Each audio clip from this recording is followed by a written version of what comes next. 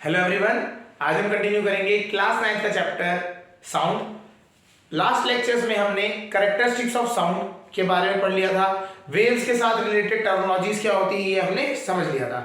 आज हम बात करेंगे एक फिनोमेना के बारे में जो आपका साउंड प्रोड्यूस करता है, that is reflection of sound. आज हम बात करेंगे रिफ्लेक्शन ऑफ साउंड के बारे में। Reflection of sound.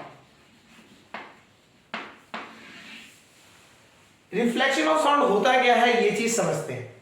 जब भी हम बोलते हैं तो साउंड क्या होता है, जाती है और सरफेस से जाके हिट करती है। जैसे अगर आप यहाँ पे कोई माइक्रोफोन लगा के बैठे हैं, कोई साउंड है और ये साउंड जाके सरफेस से हिट करेगी एंड फिर वो बाउंस बैक कर जाती है।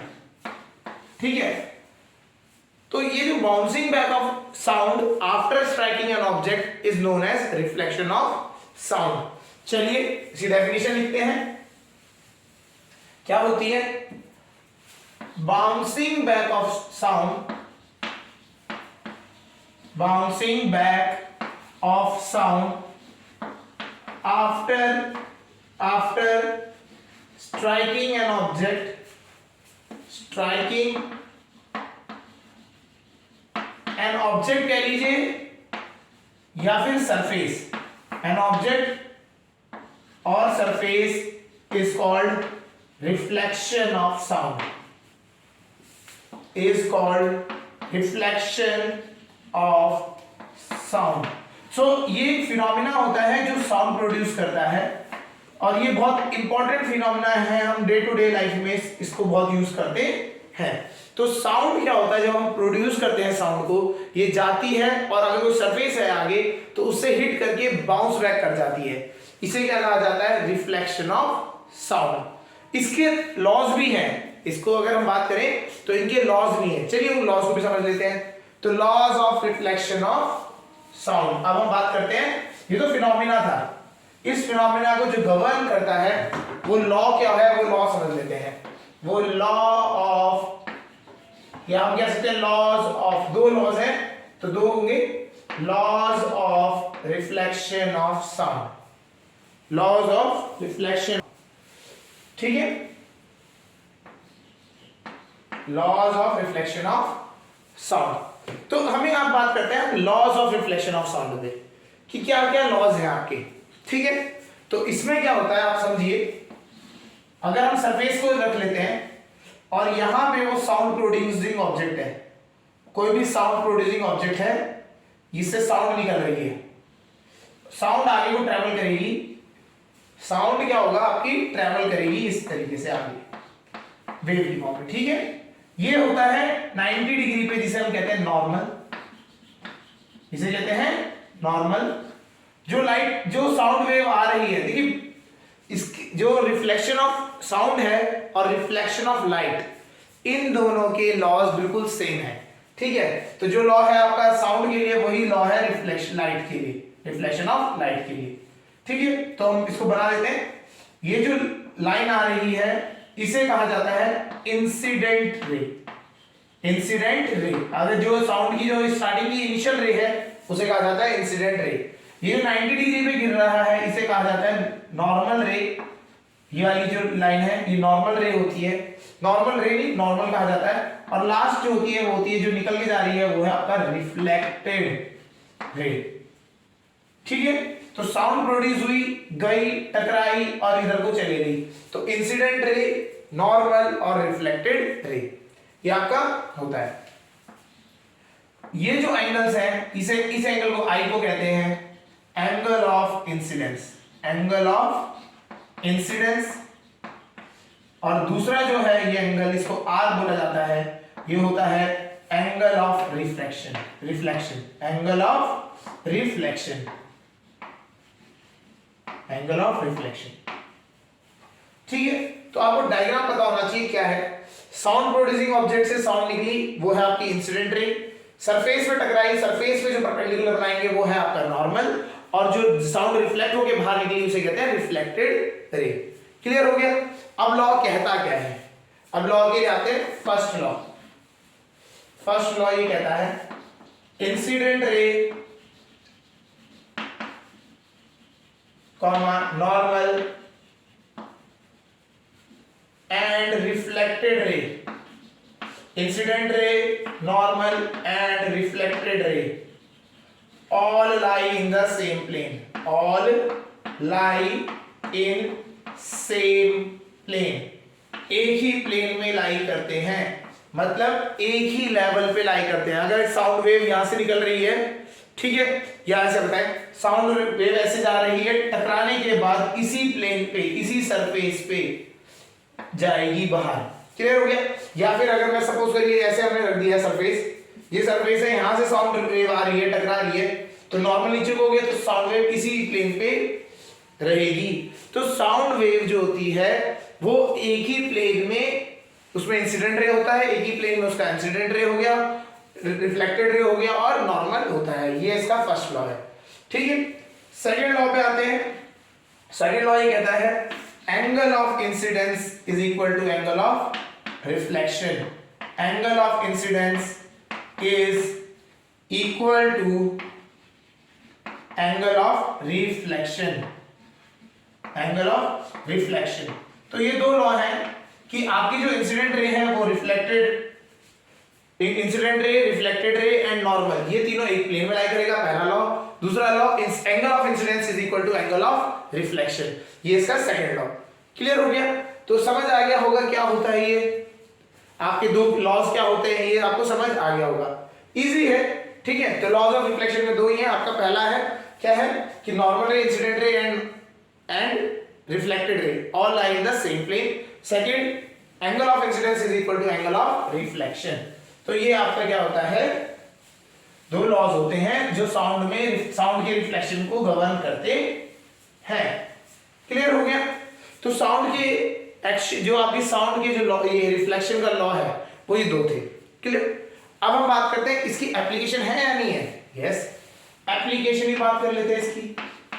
Applications, application of reflection of sound, application of reflection of sound. Sound की रिफ्लेक्शन जो होती है, ये फिनोमेना हो रहा है साउंड है ना, रिफ्लेक्शन ऑफ साउंड, इससे क्या आपको कोई एप्लीकेशन है जिससे आप कर पा रहे हैं यूज? ठीक है, हाँ हम कर रहे हैं। फर्स्ट इज माइक्रोफोन, या माइक्रोफोन छोड़ो, मेगाफोन बात करते हैं यहां पे सीधे। मेगाफोन, अब मेगाफोन होता क्या है ये समझते हैं। आपने इस तरीके के भोपू कहते हैं कुछ लोग, भोपू होते हैं, तो इस तरीके के हैंड ऐसा पहले ऐसे आते थे, ठीक है। तो इसमें क्या होता है, यहां से आप बोलते हो, यहां से आप बोलते हो, आपकी आवाज जो होती है बार बार रिफ्लेक्ट होती रहती है और इससे बाहर निकलती है। तो क्या हो जाता है, आपकी जो आवाज है बार बार रिफ्लेक्ट होने की वजह से वो बहुत ज्यादा एम्पलीफाइड हो जाती है, मतलब वो उसकी आवाज बहुत ज्यादा बढ़ जाती है। ठीक है, तो आज भी आपने देखे होंगे, आजकल तो क्या बोलना नहीं पड़ता, यहाँ पे आपका क्या लगा होता है, एक छोटा स्पीकर लगा होता है, ठीक है, स्पीकर बोलेगा, यहां से आवाज मिलेगी और ये एम्पलीफाई कर देगा, इसको बढ़ा देगा। मल्टीपल रिफ्लेक्शन होती है इसमें, और आपका क्या होता है, साउंड क्या होती है, बहुत ज्यादा हाई वॉल्यूम में बाहर निकलती है। तो this is an application of reflection of sound. Clear है? पहला ये समझ आ गया होगा। Second, stethoscope. स्टेथोस्कोप, स्टेथोस्कोप क्या होता है, स्टेथोस्कोप होता है। स्टेथोस्कोप क्या होता है, डॉक्टर्स के आप पास गए होंगे, डॉक्टर्स आपकी जब आपको क्या कोई अगर बीमारी है, आपको लंग्स में आपको सांस लेने में प्रॉब्लम हो रही है, तो वो क्या करते हैं, वो कुछ इस तरीके का एक उनके पास एपरेटस होता है,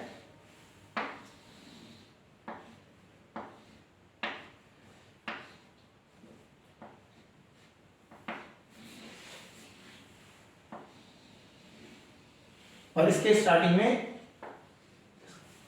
इस तरीके का आपने एपरेटस देखा होगा, डॉक्टर अपने शोल्डर में रखते हैं, हमेशा गले में लगे चलते हैं लेके, है ना। तो ये होता है स्टेथोस्कोप। बेसिकली ये क्या है, आपकी आवाज यहाँ पे आती है, ये मल्टीपल रिफ्लेक्शन होने की वजह से इस पाइप में ट्रैवल करती रहती है साउंड की, है ना, और ये एक तो क्या हो जाती है आपके इस कान में, एक इस कान में पहुंच जाती है। तो मल्टीपल रिफ्लेक्शन या फिर रिफ्लेक्शन ऑफ साउंड की वजह से ये पॉसिबल होता है।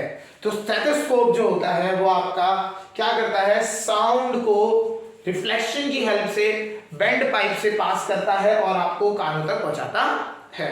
क्लियर हो गया। तो सेकंड एप्लीकेशन आपकी हो गई स्टेथोस्कोप, याद रहेगा। फिर एक होता है साउंड बोर्ड। साउंड बोर्ड,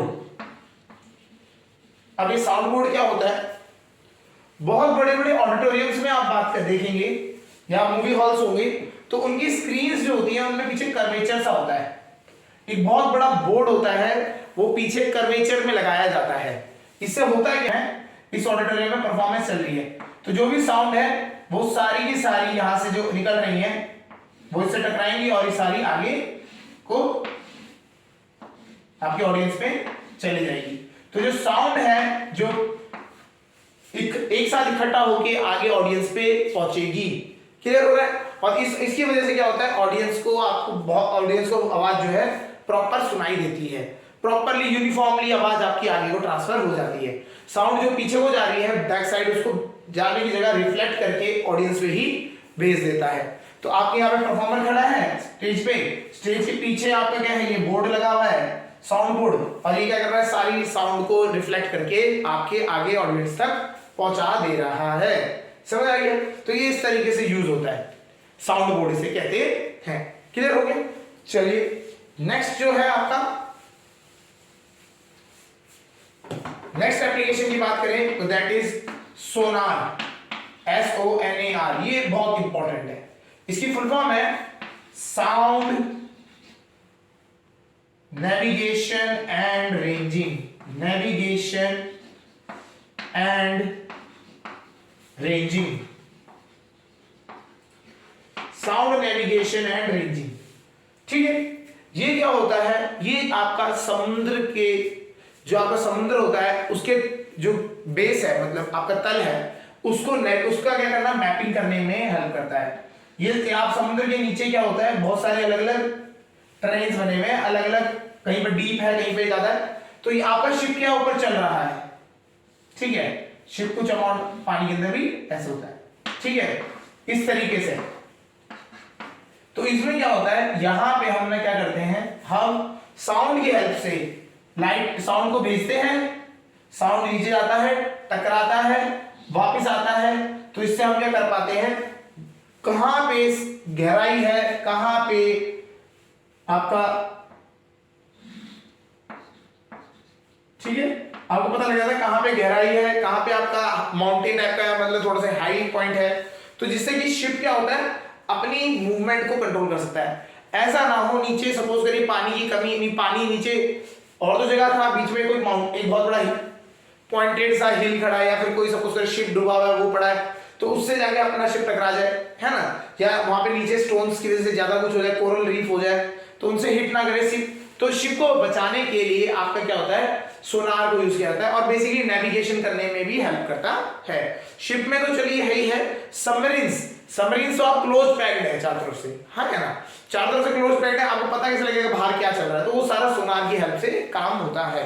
तो इसकी बहुत सारी एप्लीकेशंस है साउंड की, ठीक है। तो साउंड की इवन टेस्टिंग करते हैं, मेटल टेस्टिंग, अल्ट्रासाउंड की हेल्प से हम मेटल टेस्टिंग करते हैं, तो वो भी एक एग्जांपल है। तो अभी हम जब पढ़ेंगे अल्ट्रासाउंड, इंफ्रासाउंड, इनको पढ़ेंगे तो ये और चीजें समझेंगे आराम से। क्लियर हो गया। ये जो सोनार है ये आपका बहुत इंपॉर्टेंट होता है, डॉल्फिन्स, बैट्स, ये सब क्या होता है इसी मैकेनिज्म को यूज करते हैं। क्लियर, ठीक है। तो हमें समझ आ गया रिफ्लेक्शन क्या होता है साउंड में, उसके कौन से लॉज हैं और उसकी एप्लीकेशंस। क्लियर है। अब हम बात करते हैं कुछ फिनोमिना क्रिएट होते हैं साउंड के, दैट आर इको। हम बात करेंगे, एक तो होता है इको को पढ़ेंगे और दूसरा जो पढ़ेंगे वो है रेवर्बरेशंस। ये दोनों समझते हैं, ठीक है। क्या होता है इको, ये समझते हैं।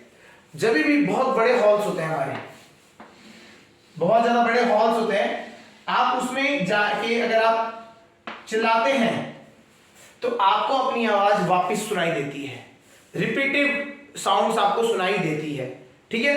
तो रिपीटिंग क्या होता है इसमें, इसको कहते हैं, डेफिनेशन क्या है इसकी, repetition of sound, repetition of sound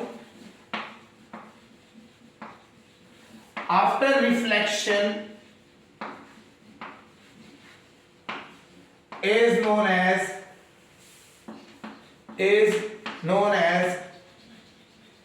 echo, is known as echo. Repetition of sound, जो आपने बोला वो रिपीट हो रहा है, ये काफी सारे आपने देखा होगा, बहुत सारे हिल्स एरिया जो होते हैं, हिली एरियाज हो गए या माउंटेन्स रेंजेस होती है, वहां पे ये चीज आपको मिलती है. क्या होता है, आप बोलते हैं आपकी साउंड जाएगी टकरा के वापस आपके पास आ जाएगी.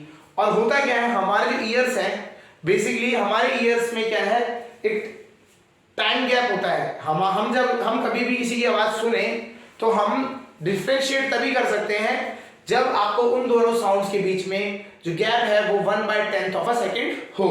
ठीक है, तो इसका मतलब क्या है, आपने बोला और आपसे साउंड निकल के चलने लगी, आपने बोला और साउंड चलेगी, वापस टकरा के वापस आ गई. अब जो ये वाली साउंड गई और ये वाली साउंड आई, इनमें निकलने, यहां से साउंड को जाने में और आने में कितना टाइम लग गया, 1/10 of a second, 1/10 of a second. हमारे जो कान हैं वो अगर हमारे दो साउंड्स के बीच में अगर 1/10 ऑफ सेकेंड नहीं है तो हम उनको एक साथ मर्ज करीबी आवाज में सुनते हैं. तो यहाँ पे क्या हो गया, यहाँ पे अगर 0.1 सेकेंड या 1/10 ऑफ अ सेकेंड का गैप हो जाए तो क्या होगा, आपको अपनी ही आवाज अलग से सुनाई देगी, ऐसा लगेगा कि दो कोई और बंदे ने बोला. क्लियर हो गया, इसे ही क्या कहा जाता है, इको कहा जाता है. क्लियर हो गया, चलिए समझ आया, क्लियर हो गया. तो हमारी साउंड हम जो बोल रहे हैं अगर वो कितने टाइम बाद आए, 0.1 सेकेंड बाद आए तो हमारे को क्या लगेगा, सुनाई देगा, इको सुनाई देगा. ठीक है, तो एक क्वेश्चन आ जाता है, कितना डिस्टेंस है, डिस्टेंस रिक्वायर्ड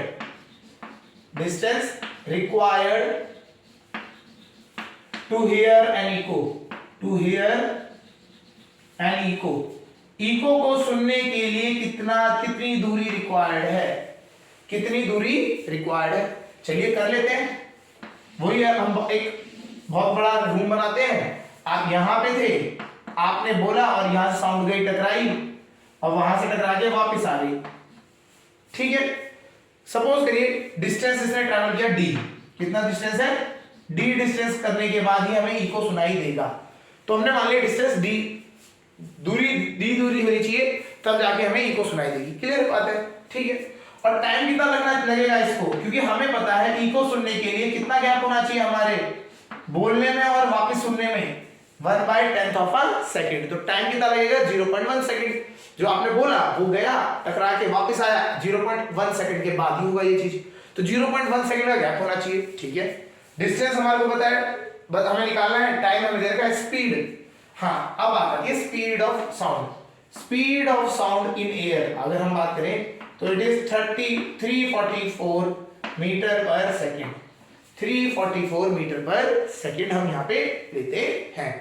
क्लियर हो गया, साउंड की स्पीड जो होती है तो वो 344 मीटर पर सेकेंड होती है. हर आपके अगर हम बात करें टेम्परेचर के साथ वेरी भी करती है, ये भी याद रखना, टेम्परेचर के साथ वेरी करती है. हमारे हर 10 डिग्री सेल्सियस टेम्परेचर चेंज होने पे स्पीड 6 मीटर पर सेकेंड से चेंज हो जाती है. मतलब अगर मेरा टेम्परेचर जो आ भी है 10 डिग्री सेल्सियस बढ़ा दो तो स्पीड क्या हो जाएगी, 6 मीटर पर सेकेंड से बढ़ जाएगी. क्लियर हो रहा है, तो इस ये एक रिलेशन भी होता है. ये तो चलिए, अब आपको ये पता होना चाहिए, ये हमेशा याद रखना, एयर में कितनी होती है, 344 मीटर पर सेकेंड आपकी स्पीड ऑफ साउंड होती है. ठीक है, चलिए कर लेते हैं. अब हमें पता है डिस्टेंस कितना ट्रैवल किया, साउंड गई टकरा के वापस आ गई, तो कितना डिस्टेंस ट्रैवल किया, 2d. तो हम बात कर लेते हैं, सीधा लिख लेते हैं डिस्टेंस ट्रैवल्ड. कितना डिस्टेंस ट्रैवल किया गया है वो समझ लेते हैं. डिस्टेंस ट्रैवल्ड हमारा 2d.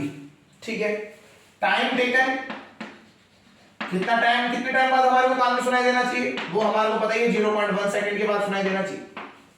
और स्पीड ऑफ साउंड हमें पता है 344. क्लियर है, चलिए हमें पता है डिस्टेंस इक्वल टू क्या होता है, speed into time. Distance equal to क्या होता है, स्पीड इनटू टाइम. तो डिस्टेंस हमारा है 2d is equal to speed कितनी है 344 इंटू टाइम ले लेते हैं 0.1, तो हमारा डी कितना आ जाएगा, इसको हम डिवाइड करेंगे यहां से, तो 17.2 पॉइंट क्यों आएगा, ये 0.3, ठीक है, ये इतना आ गया, समझ आ गया होगा, ये इतना मीटर। तो अगर आपका डिस्टेंस किसी वॉल से 17.2 मीटर की गैप में है तो आपको ई को सुनाई देगी। तो ये क्लियर हो गया। तो ये याद रखना है, ये एमसीक्यू में पूछा जा सकता है कि कितने डिस्टेंस ट्रैवल करने के बाद हमारे को साउंड इको की फॉर्म में सुनाई देती है, कितनी दूरी पे जो सरफेस है वहां पे टकरा के आने के बाद। तो टकराने में कितना है 17.2 मीटर की दूरी पे टकराने के बाद हम आएगी तो क्या होगा, हमें सुनाई देगा। और टोटल डिस्टेंस कितना ट्रैवल करना पड़ेगा इसको, total distance will be 34.4 metre. Total distance जो टकरा के आएगी अगर तो 34.4 मीटर होना चाहिए, और अगर सीधा एक सरफेस है उससे टकरा के वापस आना है तो वो 17.2 मीटर होना चाहिए। क्लियर हो गया, समझ आ गया होगा। चलिए, ये होता है हमारा इको का कंसेप्ट, ठीक है। इको का कंसेप्ट ही यूज करेंगे सोनार में भी इको का ही कंसेप्ट होता है, वो इको का जैसा ही कंसेप्ट आता है, ठीक है। चलिए, अब बात आती है रेवर्बरेशन।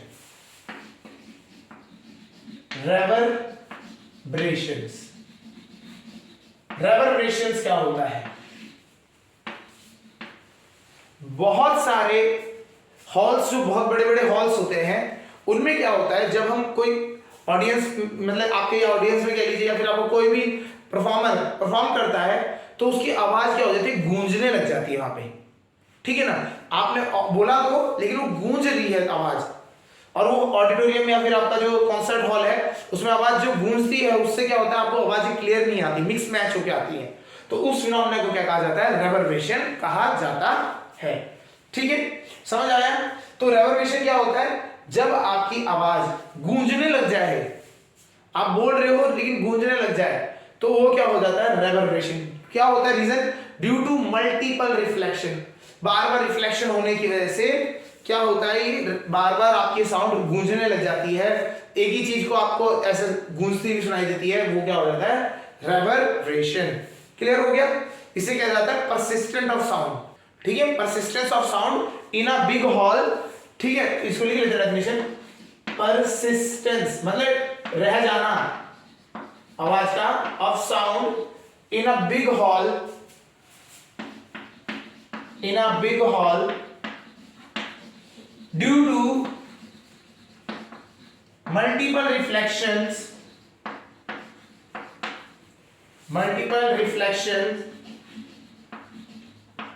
is called reverberation,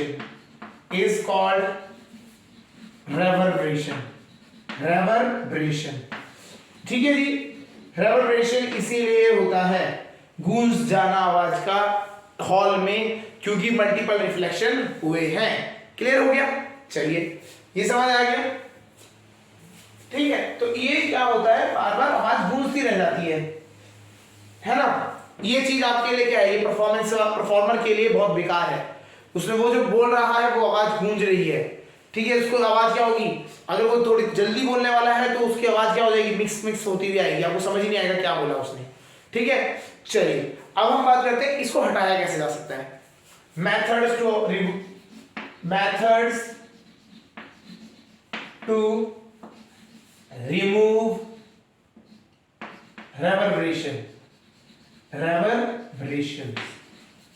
रेवर्बरेशंस को किस तरीके से इसको रिमूव किया जा सकता है। कौन, आप इसको इमेजिन करिए, मूवी हॉल में जाते हैं तो वहां पे भी सारी सिस्टम्स ऐसे लगे होते हैं कि जिससे क्या होता है, आपका रेवर्बरेशन कम हो जाए।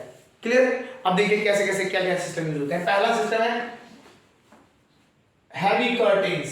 क्या होता है, हैवी कर्टेन्स।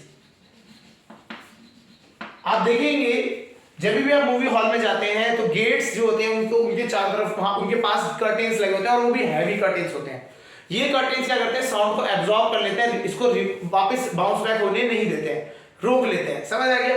अगर कर्टेन्स, अगर आपकी आवाज गूंज रही है तो आप क्या करेंगे, कर्टेन्स को लगाएंगे। हैवी कर्टेन्स लगाने से आवाज क्या हो जाती है, कम हो जाती है। क्लियर हो गया। Second, cushions on chair. जो चेयर्स हैं उनमें कुशन्स लगाए जाते हैं, ठीक है, आपके जो साउंड एब्जॉर्बिंग कुशन्स लगाए जाते हैं जिससे कि क्या हो, रेवर को आवाज को रिफ्लेक्ट ना करके उसको एब्जॉर्ब कर ले और रेवरबेशन को रोक ले अपने पास। क्लियर है? तो कुशन लगाए जाते हैं, ठीक है। थर्ड, कारपेट्स, जमीन पे साउंड टकरा के वापस बाउंस बैक हो सकती है, तो जमीन पे भी क्या कर देते हैं, कारपेट्स बिछे होते हैं जिससे कि क्या हो, रेवरबेशंस रुक जाए। क्लियर हो गया? ठीक है। Sound absorbing tiles, absorbing tiles और बोर्ड्स ऑन वॉल्स। आप दीवारों पे देखेंगे तो उनकी जो दीवारों की टाइल्स लगी होती हैं वो स्पेशल टाइल्स होती हैं, वो साउंड को एब्जॉर्ब करने के लिए बनी होती है। क्लियर हो गया? तो इसीलिए क्या होता है, जो साउंड जो है जो दीवारों से रिफ्लेक्ट होकर आ रही है वो क्या हो जाएंगी, वो भी एब्जॉर्ब हो जाएंगी, वहीं पे दीवारों पे ही एब्जॉर्ब हो जाएंगी। तो इस तरीके से बहुत सारी चीजें लगाई जाती हैं। एक मूवी हॉल या फिर आप कह सकते हो एक कॉन्सर्ट हॉल या ऑडिटोरियम जिसे हम कहते हैं, तो उन सब में ये चीजें लगाई जाती हैं। आप इन चीजों को ध्यान से ऑब्जर्व करेंगे अगली बार जाके तो आपको पता लगेगा कि अगर ये चीजें जब लगी हुई है, प्रॉपर सिस्टमैटिक लगी हुई है, सीटिंग अरेंजमेंट जो चेयर्स का है वो प्रॉपर है होता है कि किस तरीके से जो साउंड है वो मैक्सिमम जो रिवर्बरेशन है उनको रोका जा सके। ठीक है, तो रेवरबरेशन का बहुत इंपॉर्टेंट रोल होता है। पूरी वॉल्स जो होती है वो टाइल से लगी होती है जो साउंड एब्जॉर्ब करेगी। इवन छत जो होती है उसमें कर्वेचर्स होता है, साउंड बोर्ड लगा होता है, साउंड बोर्ड हमने पढ़ा था रिफ्लेक्शन कराने के लिए। ठीक है, तो जहां पे उन्हें साउंड भेजनी है तो वहां तो साउंड बोर्ड लगा देंगे, जहां उन्हें एब्जॉर्ब करवानी है क्योंकि रेवरबरेशन अच्छी नहीं है हमारे लिए तो वहां पे क्या करते हैं, एब्जॉर्बिंग सिस्टम्स लगा देते हैं, एब्जॉर्बिंग मटेरियल्स लगा देते हैं जिससे कि क्या होता है, एब्जॉर्ब हो जाता है साउंड। क्लियर है? तो रिफ्लेक्शन ऑफ लाइट समझ आ गया होगा आपको। फिर उसके बाद हमने उसके लॉज बताए थे वो समझ आ गया, इको समझ आ गया और अब रेवरबरेशन एप्लीकेशंस भी उनकी इंक्लूडेड है। ठीक है, तो आज के लिए इतना ही करते हैं। रिफ्लेक्शन ऑफ साउंड जो टॉपिक है वो इंपॉर्टेंट है, उसमें ये सारा चीज आता है। ठीक है, इसको आप समझ गए होंगे। ठीक है, चलिए आज के लिए इतना ही करते हैं।